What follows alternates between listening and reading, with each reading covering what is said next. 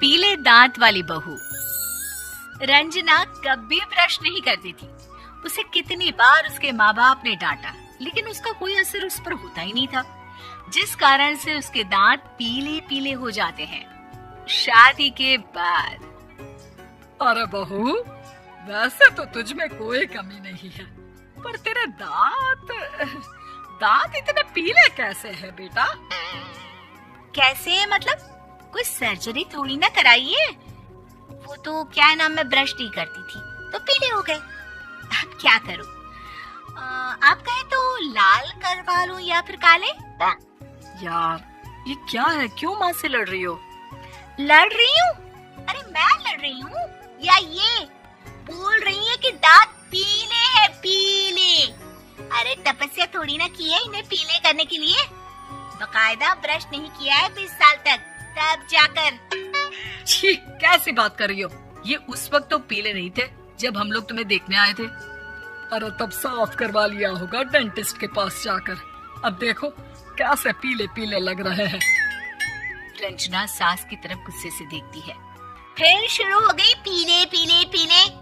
अरे पीले तो तब भी थे जब मेरे हाथ का रसगुल्ला उड़ा उड़ा कर खा रही थी और बोल रही थी, लड़की नहीं गुणों का खजाना दे रहे भाई साहब आप। खैर, अब वो लोग करते भी तो क्या करते, पीले दांत वाली बहू पल्ले पड़ी थी तो झेलना तो था ही। एक दिन कीर्तन में रंजना गाना गा रही थी। अरे कमला बहन, माँ का द्वार है, यहाँ तो सब शुद्ध होकर आते हैं, फिर अपनी बहू को ब्रश भी नहीं करवाती तुम।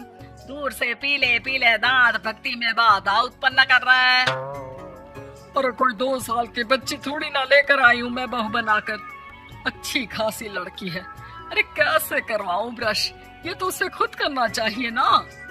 अब माँ बाप तो इसके जैसे तैसे निपटा दिए, ये नहीं सोचा कि सास कैसे संभालेगी। सास बहू को लेकर घर आ जाती है, लेकिन सोच लेती है कि अब इसे लेकर कहीं नहीं जाएगी। अगले रोज बहू कहती है, अरे क्या हो गया, मंदिर नहीं जाना क्या? कीर्तन का वक्त हो रहा है। मेरी मधुर वाणी से कान्हा जी जागते हैं और सोते हैं। आप तो जानती है ना उनकी भक्ति में कितना मन लगता है मेरा। वो क्या है ना, तबीयत ठीक नहीं लग रही है मेरी, आराम करूंगी मैं। तबीयत ठीक नहीं लग रही? अभी तो मिथुन के गाने पर नाच रही थी आप, और अब बोल रही है कि तबीयत ठीक नहीं लग रही। अरे भक्ति में मन लगा लो सासू माँ, ऊपर जाना है, क्या मुंह दिखाओगी आप? हाँ? सास को बहू की बात पर गुस्सा आ जाता है। मैं क्या मुंह दिखाऊंगी, इसकी चिंता तो ना कर, समझी? अपने मुंह की चिंता कर, जो ये पीले पीले दांत लेकर हर जगह पहुंच जाती है। पता है लोग कितना मजाक बनाते हैं। ना जी ना, मैं नहीं जाना कहीं तेरे साथ।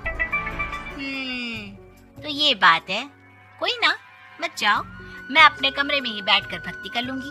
ऊपर वाला दांत थोड़ी ना देखता है, मन देखता है, भावना देखता है।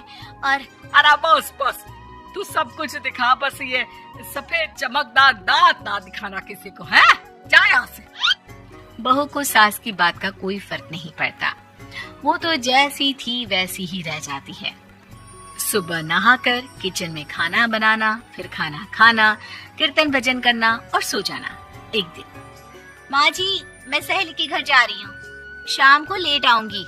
हाँ, तो जाना, मैंने कौन सा तेरी आरती करनी है घर पर बैठकर।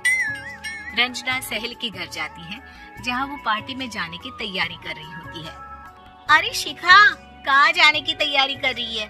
मैं गलत वक्त पर आ गई क्या? अरे नहीं यार, उल्टा सही वक्त पर आई है।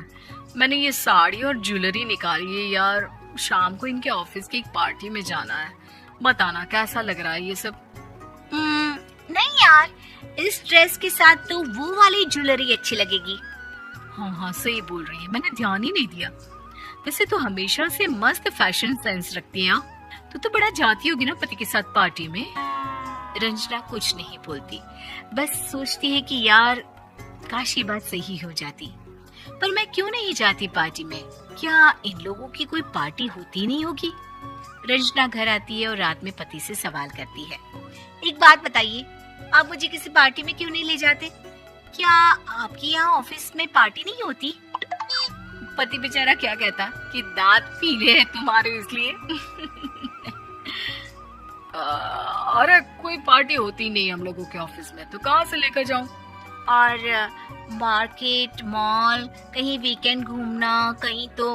अरे यार सारे हफ्ते में एक छुट्टी मिलती है, तो सोचता हूँ कि आराम ही कर लूं। क्यों? रंजना मन मार के रह जाती है। पहले कभी सास के साथ मंदिर जाया करती थी, लेकिन वो भी सास ने ले जाना बंद कर दिया। घर बैठी बैठी रंजना बोर हो जाती है। तभी उसे आइडिया आता है और वो मायके जाने का सोचती है। सासू माँ, 2 दिनों के लिए मम्मी के घर जा रही हूँ। तो अच्छा ठीक है, आराम से जा।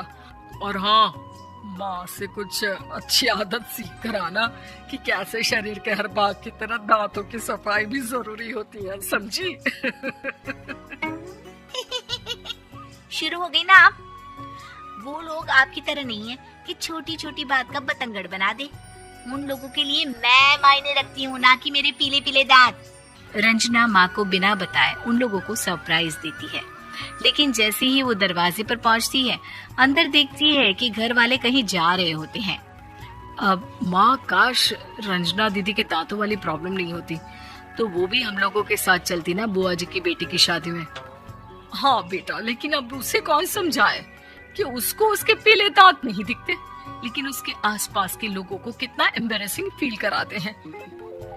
मुझे तो कितनी बार उसके स्कूल की टीचर ने शिकायत की कि उसके साथ कोई लड़की बैठना भी नहीं चाहती, और ना ही कॉलेज में कोई उससे बात करना चाहता था। लेकिन पता नहीं क्यों उसे ये बात समझ में ही नहीं आती। कोई कमी नहीं है उस लड़की में, बस यही कि दांत पीले हैं। वो तो भला हो जीजा जी और उनकी माँ का, जो दीदी को जैसी है वैसे ही रखा हुआ है। रंजना को अपने घर वालों की बात सुनकर बहुत दुख होता है। वो सोचती है कि वो क्या करे, लेकिन फिर वो सीधा डेंटिस्ट के पास जाती है, अपने दांत चमकाती है और कसम खाती है कि वो रोज ब्रश करेगी। अरे क्या हो गया? तुम तो 2 दिनों के लिए गई थी ना, पर कोई ना, अच्छा है, चलो आ गई तो। रंजना सास के सामने आकर खड़ी हो जाती है और पूरी स्माइल करती है, उसके चमकदार दांतों को दिखाती हुई। चले मंदिर।